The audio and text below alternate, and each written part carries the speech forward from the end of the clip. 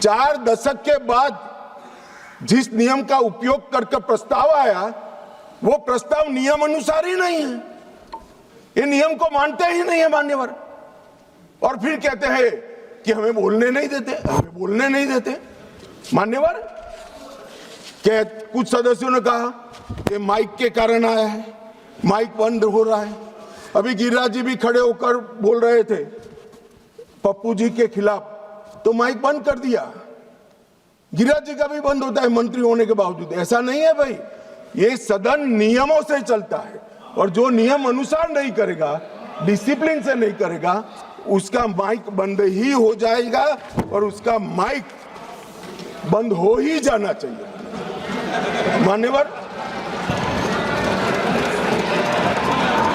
मान्यवर, उन्होंने नोटिस दिया, अंतराल के बाद सदन फिर से शुरू हुआ। 9 तारीख को 14 दिन समाप्त हो गए। अब वो प्रस्ताव किसका था? तो विपक्ष का था। हम तो तैयारी कर आए थे, स्पीकर साहब चेयर पर भी नहीं बैठे। उनके खुद के प्रस्ताव के प्रति भी वो गंभीर नहीं है। जिस दिन उनका लाया हुआ प्रस्ताव, जो 4 दशक के बाद रूल्स का उपयोग कर लाए थे, वो प्रस्ताव की चर्चा करने की जगह उन्होंने सदन को बिखेर देने का काम किया। इससे ज्यादा शर्मनाक घटना कोई नहीं हो सकती। आपके खुद के प्रस्ताव पर आप चर्चा नहीं करना चाहते हो, और फिर कहोगे हमें बोलने नहीं देते।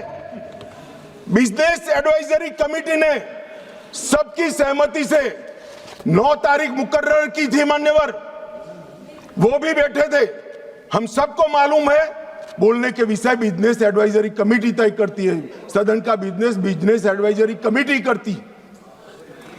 आपकी सहमति से 9 तारीख को आया, और ये इससे सहमत नहीं, सदन को डिस्पर्स कर लिए मान्यवर। और मैंने तो साहब, ये कितनी गंभीरता है मैं बताता हूं। इन्होंने पूरे भाषण मैंने ध्यानपूर्वक पढ़े भी है, सुने भी है मान्यवर। 80% से ज्यादा भाषण स्पीकर के कंडक्ट पर नहीं है, सरकार का विरोध करने के लिए। अरे भले आदमी, सरकार का विरोध करने के लिए ढेर सारी धाराएं हैं, ढेर सारे नियम हैं।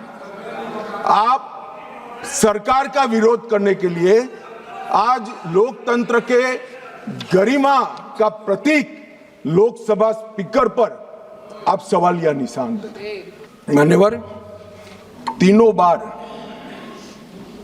लोकसभा के स्पीकर के खिलाफ जब अविश्वास प्रस्ताव आया, डेप्यूटी स्पीकर ने इसको संचालित किया। अब ये कल अभी कहेंगे, कल भी कह रहे थे आपने डेप्यूटी स्पीकर अपॉइंट भी नहीं किया। मान्यवर, 66 और उसके बाद आने वाले अविश्वास प्रस्ताव बलराम जाखड़ साहब के पास आया। दोनों वक्त डेप्यूटी स्पीकर थे, पद खाली नहीं था, डेप्यूटी स्पीकर रखे थे, मगर दोनों कांग्रेस पार्टी ने ही अपने रख दिए थे साहब। अब ये कहते हैं कि डेप्यूटी स्पीकर पर हमारा अधिकार है। दोनों समय डेप्यूटी स्पीकर कांग्रेस पार्टी ने अपने खुद के रखे थे। आपको स्थान खाली है, इसका मुद्दा उठाने का अधिकार ही नहीं है। आपने तो विपक्ष का स्थान अपने सदस्य से भर दिया था। ये क्या उठाते हैं मुद्दे साहब, और ये कांग्रेस पार्टी का कैरेक्टर है। मैं आज इसमें जाना नहीं चाहता, अगर विरोध करेंगे तो जाऊंगा भी मान्यवर। फिर उन्होंने कहा, भाई एसवी के राव आपकी पार्टी के सदस्य थे, और दोनों बार एसवी के राव उपाध्यक्ष थे।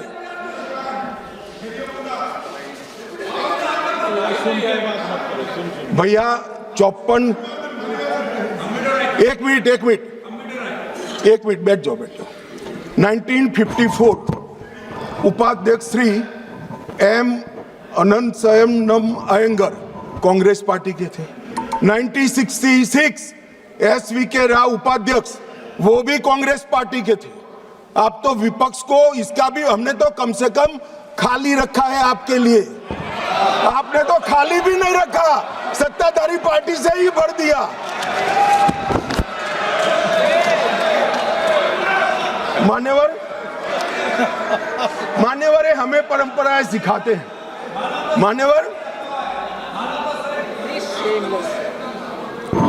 मान्यवर मैं विद्यमान लोकसभा स्पीकर साहब के लिए भी कुछ जरूर कहना चाहता हूं। 16वीं लोकसभा में 331 बैठकें थी, 17वीं लोकसभा में 274 और 25 तक 103 बैठकें हुई। 25 में बजट सत्र जो था 118% उत्पादकता वाला हुआ।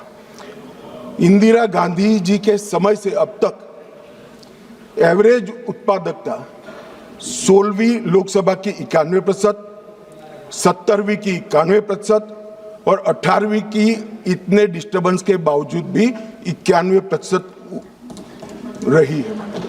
मैक्सिमम स्पीकर साहब के कार्यकाल के अंदर एक हुआ है। इस लोकसभा में जो सदन अभी अस्तित्व में है 71 घंटा दिया गया आपको। कितना बोले भाई, और क्यों नहीं बोले? वो तो आपका अधिकार है, कौन बोलेगा? अरे वो छोड़िए साहब, विपक्ष के नेता की पार्टी लोकसभा स्पीकर पर अविश्वास का प्रस्ताव लेकर आई है, उस पर भी विपक्ष के नेता कुछ नहीं बोलते हैं। तो भैया क्यों लाए हो प्रस्ताव? मान्यवर, ये बोलने नहीं देते हैं, वो ठीक नहीं। वो बोलना नहीं चाहते हैं, और बोलना चाहते हैं तो नियम अनुसार बोलना नहीं आता है। ये कोई सभा नहीं है, यहां पर हर सदस्य ने लोकसभा के नियमों के अनुसार बोलना है। अब उन्होंने कहा, कल माननीय सदस्य वेणुगोपाल जी ने मुद्दा उठाया, 40 बार या 38 बार जो बोले, मुझे फिगर याद नहीं है, विपक्ष के नेता को टोका गया, रोका गया। भाई, स्पीकर के द्वारा एक बार टोकने के बाद दूसरी बार आप वही बात करोगे तो स्पीकर के पास क्या विकल्प रहता है? जब यहां से श्री राजनाथ सिंह जी ने कह दिया कि अप्रकाशित पुस्तक है, आप मैगजीन को कोट नहीं कर सकते, और मैगजीन भी वो जिसकी छवि उनके पार्टी के मैगजीन की हो। मान्यवर, इसको कोट कर लोकसभा में बोलने का किसी को अधिकार नहीं है, मगर आप उसी विषय पर बोलोगे तो आपको टोकना पड़ेगा। फिर उन्होंने कहा, वो उसके बाद SIR पर चर्चा थी, मैं यहीं बैठकर उनको सुन रहा था। मेरे जवाब में वो खड़े हो गए, स्पीकर साहब ने उनको बोलने के लिए कहा। ऐसा नहीं है, नहीं कहते हैं। मेरे भाषण के बीच में मुझे भी बिठा दिया और विपक्ष के नेता को बुला दिया। तो उन्होंने कहा, आप पहले मैं कहता हूं वो बोलिए। अब साहब मुझे बताओ, किसी भी वक्ता का भाषण कोई अन्य संसद सदस्य कैसे तय कर सकता है? मैं क्या राहुल गांधी जी को कह सकता हूं कि आप ये बात पहले बोलिए, दूसरी बोलिए, तीसरी बोलिए, चौथी बोलिए? नहीं कह सकता। अगर मैं नहीं कह सकता तो वो भी नहीं कह सकते। मान्यवर, वो कहते हैं कि ये करिए, फिर भी सदन डिस्टर्ब किया। तो अचानक उनको एक आइडिया आया कि एक आइडिया है। फिर अपने आप उन्होंने आइडिया को सर्टिफाइड कर दिया, गुड आइडिया, ऐसा करके सर्टिफाइड। आइडिया क्या था कि मेरी प्रेस कॉन्फ्रेंस पर बहस हो जाए। भाई, ये साख मार्केट नहीं है, लोकसभा है। यहां बहस के विषय तय होते हैं, और आपके परनाना से लेकर आपकी दादी जी से लेकर आपके पिताजी तक बड़े बड़े नेता थे भारत के, किसी की प्रेस कॉन्फ्रेंस पर लोकसभा ने बहस नहीं करी है मान्यवर। और अगर ये अपेक्षा करते हैं कि इनकी महान प्रेस कॉन्फ्रेंस पर जिसकी बुनियाद झूठ थी, उस पर सदन बहस करे, तो इस सदन का स्तर न गिरने देकर श्री ओम बिरला जी ने सदन पर उपकार किया है।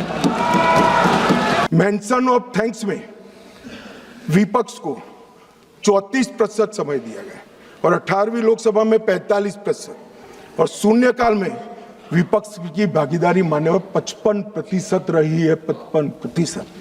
और ये कहते हैं कि हमें बोलने नहीं देते। मान्यवर किसको बोलना, किसको बोलना, किसको बोलना वो अधिकार उस दल के नेता का है। जब आप स्वयं बोलना नहीं चाहते हैं, कोई आपको कैसे बुला सकता है? आप स्वयं बोल, इतने घंटों में आप जब भी चाहे बोल सकते थे, मगर भाई बोलना तो ये अविश्वास प्रस्ताव आने के बाद भी नियम अनुसार ही बोलना पड़ेगा। और अगर नियम की समझ नहीं है तो 2 सीनियर सांसदों से किसी को भी समझना पड़ेगा। मान्यवर, इसके अलावे किसी को नियम तोड़कर बोलने की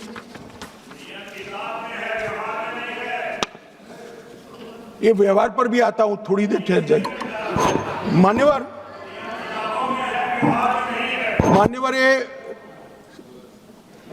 विपक्ष के नेता श्रीमान राहुल गांधी अपने अधिकारों की बात करते हैं, वो तो आरोप है, मगर फिर भी जो स्वयं उनके हाथ में है इसका परफॉर्मेंस मैं कहना चाहता हूं। मान्यवर, 17वीं लोकसभा में उनकी उपस्थिति 51% रही, 51%।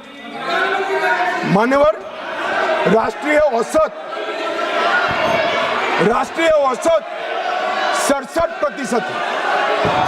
16वीं लोकसभा में उनकी उपस्थिति 52% रही, जबकि राष्ट्रीय औसत 80% है।